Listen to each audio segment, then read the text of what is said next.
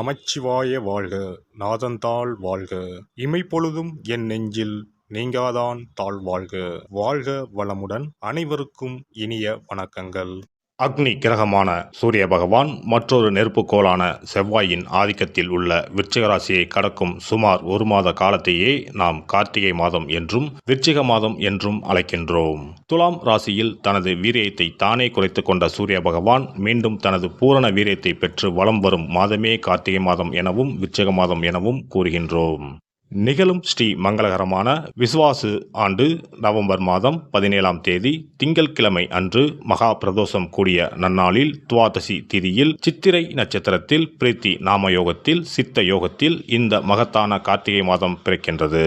இம்மாத கிரகநிலை என எடுத்துக்கொண்டால் கார்த்திகை 1ஆம் தேதி 17/11/2025 அன்று கும்பராசியில் சனி பகவான் வக்ர நிவர்த்தி அடைகின்றார். கார்த்திகை மாதம் 2ஆம் தேதி 18/11/2025 அன்று கடகத்தில் குருவின் வக்கரம் நடக்கின்றது.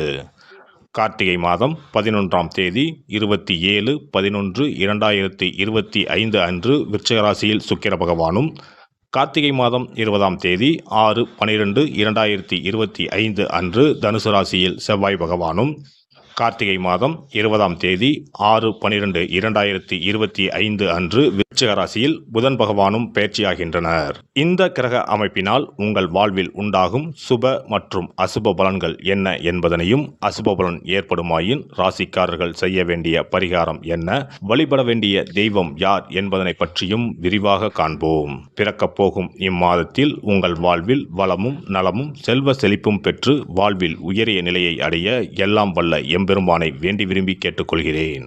கன்னிராசி அன்பர்களே, இம்மாத கிரக நிலைகளை ஆராய்ந்து பார்க்கும் பொழுது மாத தொடக்கத்தில் உங்கள் ராசிநாதன் புதன் பகவான் தனஸ்தானத்தில் சுக்கிர பகவானோடு இணைந்து சஞ்சாரம் செய்கின்றார். புத சுக்கிர யோகம் செயல்படும் இந்த மாதத்தில் புதிய பாதை புலப்படும். புனித பயணங்கள் அதிகரிக்கும். எதையும் திட்டமிட்டு செய்து வெற்றி காண்பீர்கள். இல்லத்திலும் உள்ளத்திலும் அமைதி கிடைக்க நண்பர்கள் உறுதுணை புரிவார்கள்.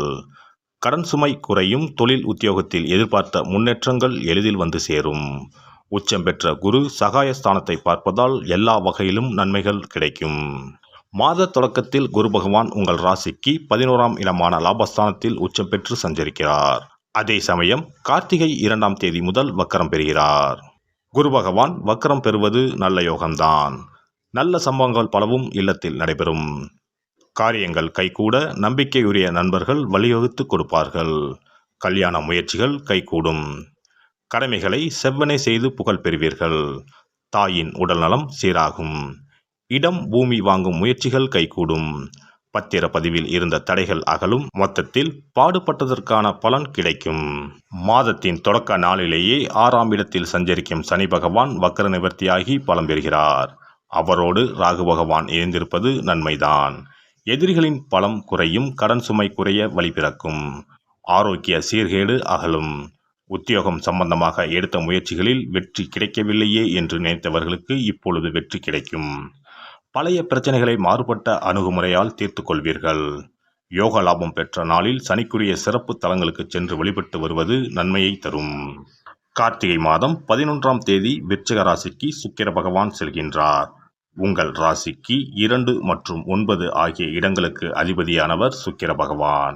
அவர் வெற்றிகள் ஸ்தானத்திற்கு வரும் இந்த நேரம் மிகுந்த நற்பலன்கள் கிடைக்கும். குறிப்பாக சகோதர ஒற்றுமை பலப்படும். அண்ணன் தம்பிகளுக்குள் இருந்த அரசல் புரசல்கள் மாறி பாக பிரிவினை சுமூகமாக முடியும். சுக்கிர மங்கள யோகம் இருப்பதால் மனையில் மங்கள நிகழ்ச்சிகள் நடைபெறும். பொருளாதார நிலை சீராகும். வழக்குகள் சாதகமாக அமையும். இம்மாதம் 20ஆம் தேதி தனுசு ராசிக்கு செவ்வாய் பகவான் செல்கிறார். உங்கள் ராசிக்கு 3 மற்றும் 8 ஆகிய இடங்களுக்கு அதிபதியானவர் செவ்வாய் பகவான். அவர் சுகஸ்தானத்தில் சஞ்சரிக்கும் இந்த நேரம் மிக கவனமாக செயல்பட வேண்டும். ஆரோக்கியத்தில் சீர்கேடு வந்து கொண்டே இருக்கும். மன உறுதி குறையும். வருமானம் வரும் வழியில் குறுக்கீடுகள் ஏற்படலாம். பிறரை நம்பி ஒப்படைத்த பொறுப்புகளில் இழப்புகள் ஏற்படலாம். விரயங்கள் கூடுதலாகத்தான் இருக்கும். கார்த்திகை மாதம் 20ஆம் தேதி விருச்சிக ராசிக்கு புதன் பகவான் செல்கின்றார்.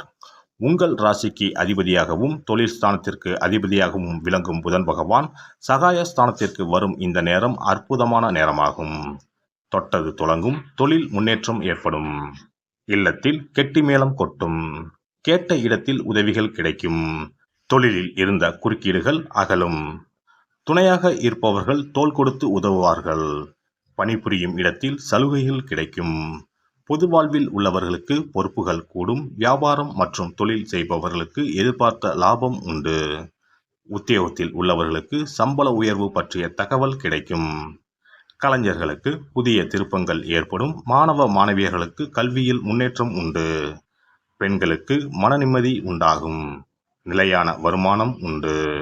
வைத்தீஸ்வரர் கோவில் தரிசனம் செவ்வாயினால் ஏற்படும் தோஷத்திற்கு மிகச்சிறந்த பரிகாரமாகும். இக்கோவில் சென்று வர இயலாதவர்கள் செவ்வாய்க்கிழமைகளில் ஓர் ஏழைக்கோ அல்லது ஒரு பசுவிற்கோ உணவளித்தால் போதும், நல்ல பலன் கிடைக்கும்.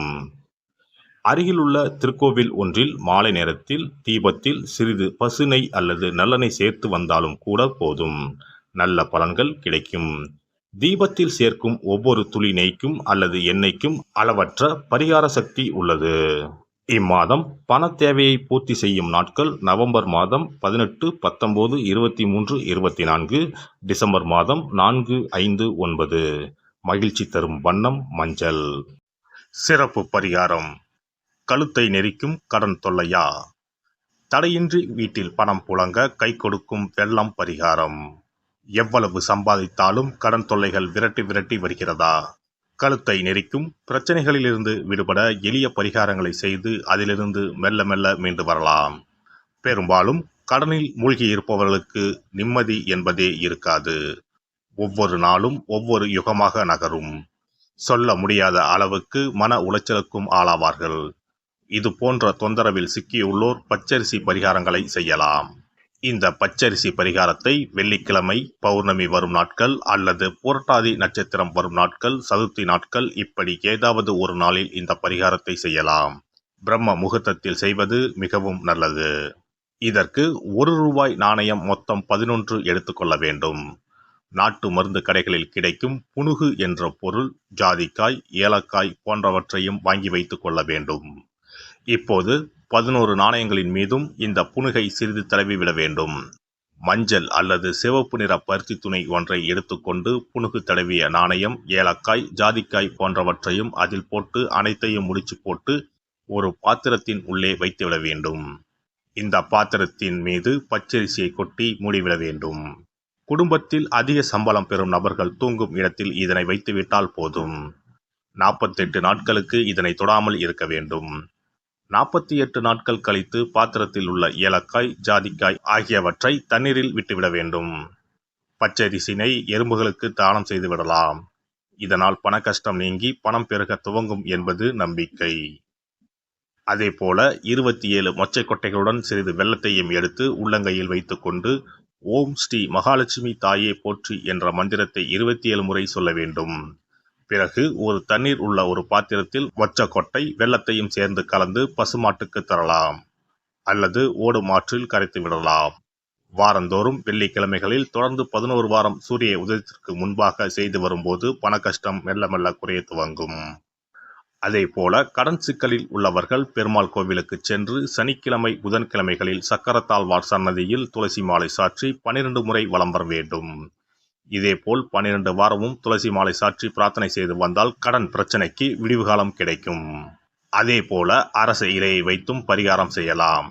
அரச இலையில் மஞ்சள் பிள்ளையாரை பிடித்து வைத்து அதற்கு குங்கும பொட்டு, பூ வைத்து பூஜை அறையில் வைத்து தீபம் ஏற்ற வேண்டும். ஒரு வெற்றிலையை எடுத்து அதில் உங்களது கடன் தொகை எவ்வளவு என்பதையும் அந்த கடன் தீர வேண்டும் என்றும் எழுத வேண்டும். பிறகு வெட்டிவேர் ஒரு துண்டு, நெல்மணி 1 ஸ்பூன், 2 அருகம்புல் போன்றவைகளை வெற்றிலையில் வைத்து மஞ்சள் பிள்ளையாரின் முன்பு வைத்துவிட வேண்டும். இப்போது பிள்ளையாருக்கு தீபாராதனை காண்பித்து கடன் பிரச்சனை சீக்கிரம் தீர வேண்டும் என்று பிரார்த்தனை செய்து கொள்ள வேண்டும். இப்படி வாரம் வாரம் வெள்ளிக்கிழமையில் வழிபட்டு வரும்போது பலன் கிடைக்கும்.